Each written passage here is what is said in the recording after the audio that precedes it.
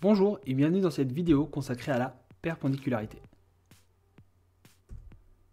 Alors la perpendicularité fait partie des tolérances d'orientation et voici tout de suite un exemple. Prenons cette pièce en forme de L, pièce de base prismatique, avec ici cette surface qui doit être strictement perpendiculaire de 1 mm par rapport à la référence B. La référence B est donc cette surface tout en bas.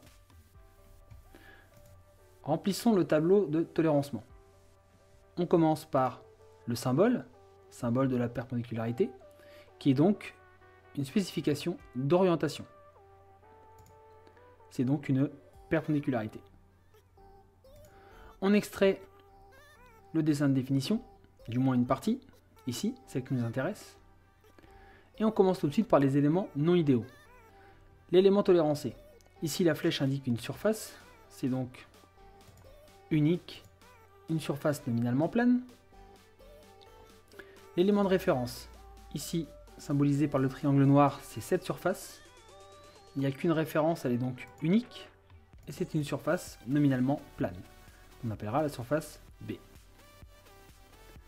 À présent, la référence spécifiée. La référence, elle sera donc simple.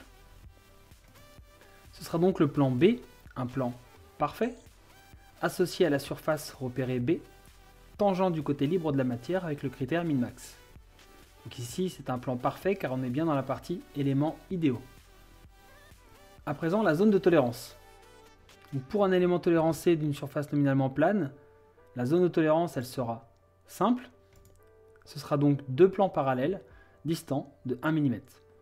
On voit bien ici les deux plans en rouge qui sont parallèles entre eux et distants de 1 mm. Y a-t-il des contraintes d'orientation de position par rapport à la référence?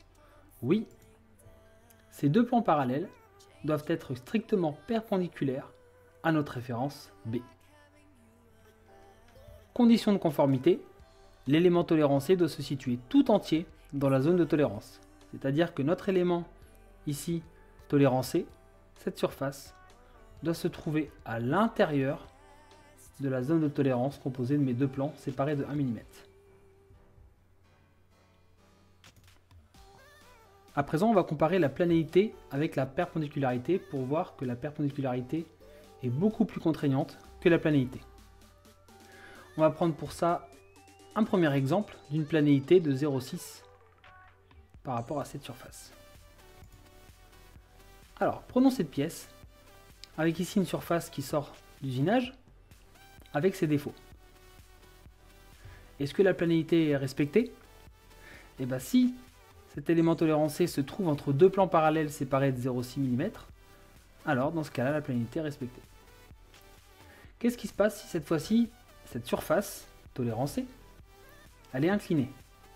Pas de problème. Ici, les deux plans parallèles peuvent être penchés. Tant qu'ils sont parallèles entre eux et séparés de 0,6 mm, ça passe. Ça veut dire que dans notre cas, la planéité est respectée.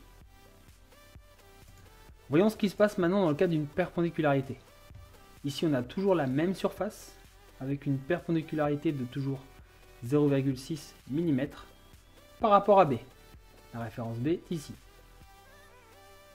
On reprend notre pièce avec son défaut, et on voit qu'ici, par rapport à notre référence B en vert, nos deux plans sont parallèles entre eux, distants de 0,6 et perpendiculaires à B, donc ça passe. L'élément tolérancé se trouve bien entre les deux plans. Par contre maintenant, qu'est-ce qui va se passer si notre plan est incliné? Là, ça ne fonctionne plus malheureusement, car nos deux plans parallèles perpendiculaires à B et séparés de 0,6 mm, on voit bien que la surface en bleu ne peut pas se trouver entièrement dans la zone en rouge. Même si on descend les plans ou qu'on les monte, on n'arrivera jamais à placer entièrement l'élément tolérancé dans cette zone de tolérance. On voit bien ici que la perpendicularité n'est pas respectée. Ça prouve bien que la perpendicularité est beaucoup plus contraignante qu'une simple planéité.